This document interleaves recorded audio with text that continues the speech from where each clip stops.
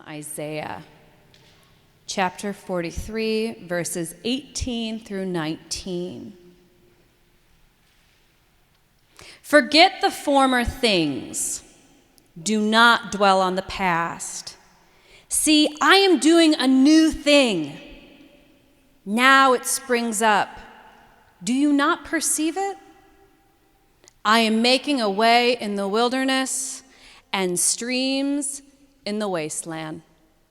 This is the word of the Lord. Have you ever lamented something that you've lost? Have you ever struggled to let go of something from your past?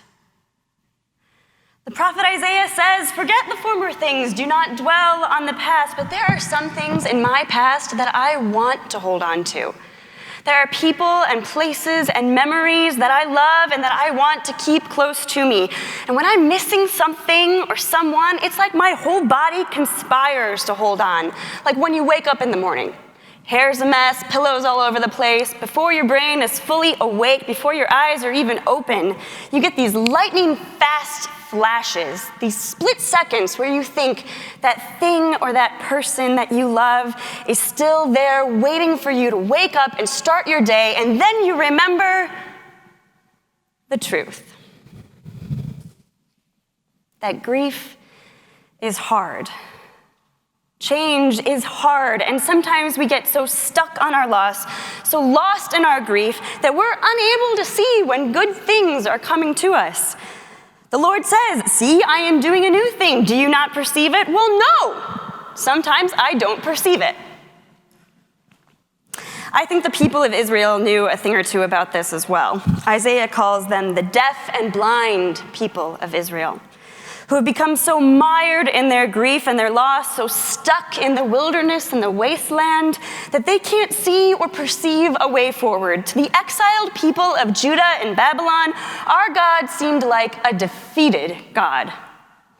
As they looked around at their war-torn streets, their sacred objects pillaged or destroyed by the Babylonians, this tiny kingdom of Judah had lost their political independence, and now they were losing their cultural and religious identity too. It was hard to find any hope among the ruins. They were having a really hard time buying into any salvation story from this very defeated, depressing, disenchanting God of the wasteland. I think the prophet Isaiah knew that if he had any hope of holding on to his people, he had to paint them a new picture.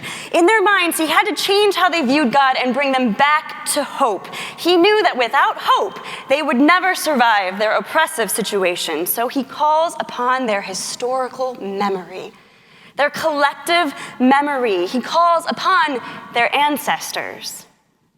He tells them of his confidence in the Lord's resume. The Lord, Yahweh is a God who shapes and creates, who saves and redeems. He reminds them, see, the former things have come to pass. I am the Lord who makes a way in the sea, a path in the mighty waters, who brings out chariot and horse, army and warrior. He's reminding them of what God did for them through the Exodus. God did it once, God can do it again. Remember, he says. And then in these very next verses, he tells them to forget. Remember, but don't dwell. Don't dwell on the past. I think Isaiah knew something about how our brains keep tricking us back to the past, how our hearts keep pulling us back to who we used to be. But our God doesn't call us just to remember. Religion calls us to remember. Ritual calls us to remember. Our God calls us to also look forward and to dream. As we stand here in the wilderness of our loss, as we stand here in the wilderness of seminary, it's okay to hold on to those stories and those beliefs, those values of your ancestors, of your traditions, of those things that give you your identity, but don't let them keep you stuck. Don't let your grief or your longing or your comfort keep you from creating something new. Sometimes I like to wonder about how many bushes God had to burn up in the wilderness before a guilt-ridden Moses would finally look up and see one. Or how many times did Jesus have to repeat his words to Peter before Peter stopped ruminating on his remorse and started to dream with Jesus about the church that he was being called to build? How many times do you have to learn something over and over and over again until you finally figure out what it is that God's trying to teach you? In April, I had the opportunity to watch a beautiful and courageous friend of mine stand on a stage in front of hundreds of strangers and tell the story of how she became an artist. The line that stuck with me, that I couldn't shake from my being, was this moment when she talked about how in the loss of her child, an early birth, late in second trimester, she found herself creating art as an act of resistance, as an act of defiance against failure, saying, this body can create. And I remember the way she said it, knees bent, arms grabbing onto the creativity within her womb, as if she was saying, demanding life in the face of death, demanding resistance. This body can create. See, that's the thing about the wilderness. It's this liminal space where we're sometimes put between the spot of life and death, and sometimes that's the place where we can hear and see God the clearest. I've been thinking about that moment, those words of my friends, for days, for months actually, and I couldn't figure out exactly why. And then these verses from Isaiah kept coming up over and over again until I finally started to figure something out. You see, I had also had a miscarriage. And while it didn't come with the trauma that comes with a loss later in pregnancy, I have learned that in motherhood, whether you lose your baby at 7 weeks like I did or at any other time, you are united in that loss. Something cracks open inside you, something deep within your womb that connects you to every other woman in human history who ever will or ever has known the agony and joy of creating life inside her body.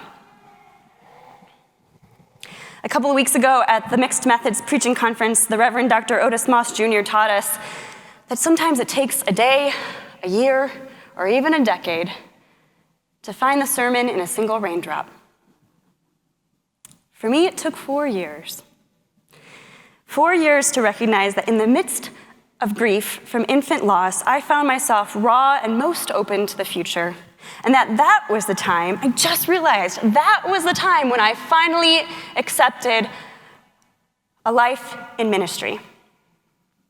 That my call was my own declaration of resistance. It's as if my call to ministry was my way of saying, this body can create.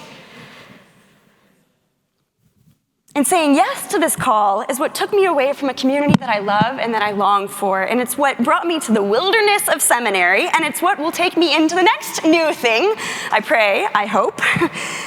It's just taken me a while to see that there are streams in the wilderness. Our God is a God who calls us to remember, and our God is a God who calls us to look forward, to dream, and to see. So what new thing is God calling you to see?